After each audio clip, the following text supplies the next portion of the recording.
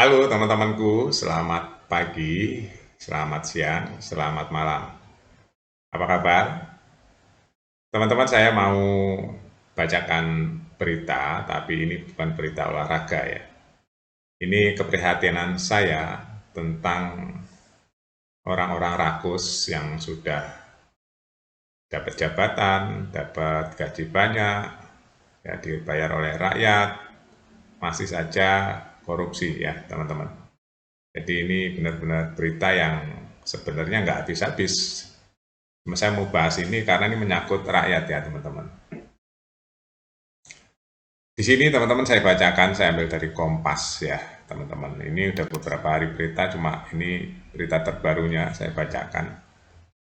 Jadi di rumah tangga jabatan anggota DPR itu, di komplek-komplek DPR itu di Kalibata, teman-teman ya, di Ulu Jami, itu kalau teman-teman datang ke Jakarta ya di daerah Kalibata itu ada komplek perumahan DPR, itu rumahnya bagus-bagus ya teman-teman. Nah, itu kan ada namanya belanja-belanja perabotan seperti itu ya. Nah, kali ini KPK temukan bukti transaksi korupsi rumah tangga jabatan DPR senilai 120 miliar. Itu anggarannya ya, teman-teman. Teman-teman, saya bacakan ini. Kenapa saya bacakan ini, teman-teman? Ini benar-benar miris ya kalau menurut saya ya. Teman-teman kalau tahu gaji anggota DPR berapa sekarang? Besar teman-teman, take home pay-nya itu sampai ratusan juta. Take home pay-nya itu teman-teman. Nah ini ya, nah saya bacakan nih. Ini filenya dari Kompas, saya bacakan. Jadi pengadaan perlengkapan rumah tangga jabatan DPR tahun 2020 nih dulu teman-teman ya. Jadi ada blok-bloknya, saya bacakan blok A dan blok B ini anggarannya aja teman-teman. Untuk furniture loh ini ya teman-teman. 39,7 miliar. Ini dua blok nih, blok A dan blok B ya. Ada lagi di blok berapa? Nah ini, blok C dan blok D ya. Ini total anggarannya 37,7 miliar. Terus ada lagi nih teman-teman, blok E dan blok F 33,9 miliar. Ya. Terus ada lagi yang di Ulu Jami ya 9,9 miliar. Oke, itu secara singkat ya teman-teman. Tapi saya akan mengungkapkan dengan bukan itunya, saya mau menyoroti tentang perilaku manusianya ya. Pertama gini teman-teman, karena saya rakyat kecil, jadi saya tahu persis ya kehidupan rakyat kecil itu seperti apa. Teman-teman rakyat kecil itu mencari makan aja sehari-hari ya. Ini rakyat kecil ya, bukan DPR ya. Mencari makan sehari-hari aja dia ya bekerja keras untuk cari makan hanya untuk sehari-hari itu teman-teman. Bukan untuk bermewah-mewah, beli mobil, beli baju, beli baju-baju apapun enggak. Dia hanya makan, beli beras doang, kerjanya setengah mati. Kan.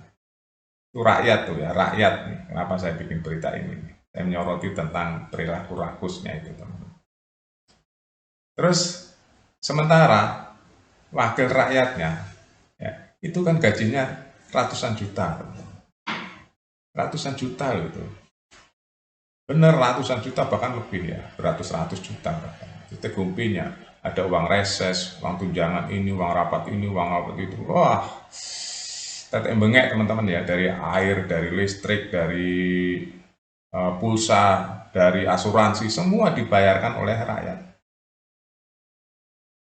Nah ini ada sebuah pekerjaan untuk mengurusi isi-isi rumah, masih saja dikorupsi. Kebayang nggak? DPR sudah memeriksa kantornya Sekjen, ya, rumahnya, semuanya sudah diperiksa, temukan beberapa barang-barang di bawah KPK. Jadi gini ya teman-teman, terlepas dari ini semua, apakah nggak ada rasa syukur ya orang-orang seperti ini?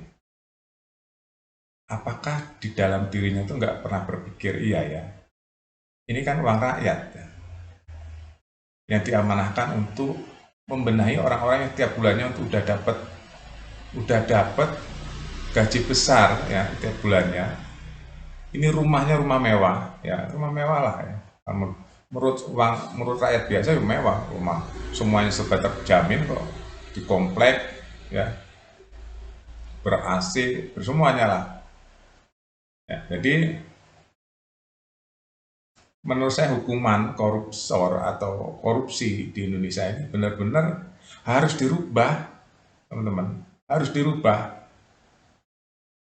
Hukumannya jangan hukuman yang formalitas begitu, jangan. Kita kan udah tahu lah ya hukuman para koruptor itu seperti apa ya. Ada yang ada AC-nya, ya kan? Ada yang bisa jalan-jalan, itu bukan rahasia umum lagi, teman-teman.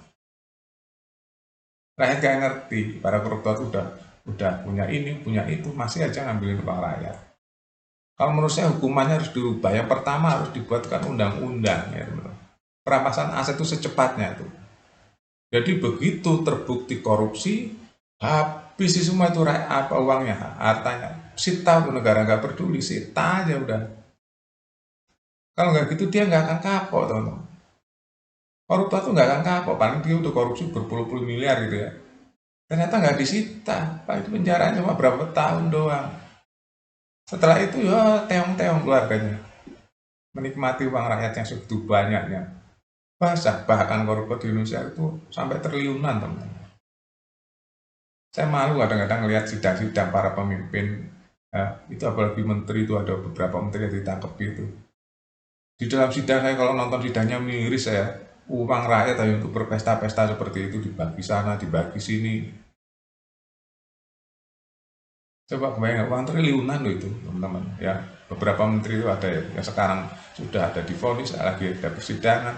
Ini ada lagi sekjen DPR, pengerjaan itu masih aja dikorupsi. Aduh, pengerjaan rumah tangga sih masih aja dikorupsi. Nah, di markup coba. Ini kan, aduh, rakyat kadang-kadang miris. Bisa apa sih rakyat? Ya bisa nonton aja begini. Bayar pajak, saya bayar pajak tuh. Kadang-kadang saya nabung untuk bayar pajak loh. Saya ini bayar pajak teman-teman. Saya nabung, saya hanya untuk bayar pajak loh. Karena uang rakyat kecil.